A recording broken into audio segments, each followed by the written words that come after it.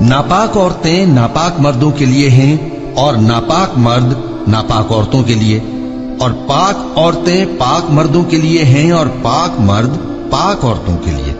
یہ پاک لوگ ان جھوٹوں کی باتوں سے بری ہیں اور ان کے لیے بخشش اور نیک روزی ہے۔ مومنوں، اپنے گھروں کے سوا دوسرے لوگوں کے گھروں میں گھر والوں سے اجازت لیے اور ان کو سلام کیے بغیر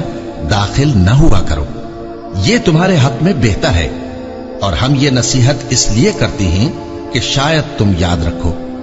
پھر اگر تم گھر میں کسی کو موجود نہ پاؤ تو جب تک تم کو اجازت نہ دی جائے اس میں مت داخل ہو، اور اگر یہ کہا جائے کہ اس وقت لوٹ جاؤ تو لوٹ جایا کرو،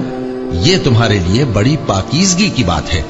اور جو کام تم کرتے ہو اللہ سب جانتا ہے۔ ہاں، اگر تم کسی ایسے مکان میں جاؤ جس میں کوئی نہ بستا ہو اور اس میں تمہارا اسباب رکھا ہو تو تم پر کچھ گناہ نہیں، اور جو کچھ تم ظاہر کرتے ہو اور جو پوشیدہ کرتے ہو اللہ کو سب معلوم ہے۔ مومن مردوں سے کہہ دو کہ اپنی نظریں نیچی رکھا کریں اور اپنی شرمگاہوں کی حفاظت کیا کریں، یہ ان کے لیے بڑی پاکیزگی کی بات ہے، اور جو کام یہ کرتے ہیں اللہ ان سے خبردار ہے۔ اور مومن عورتوں سے کہہ دو کہ وہ بھی اپنی نگاہیں نیچی رکھا کریں اور اپنی شرمگاہوں کی حفاظت کیا کریں، اور اپنی آرائش یعنی زیور کے مقامات کو ظاہر نہ ہونے دیا کریں مگر جو اس میں سے کھلا رہتا ہو،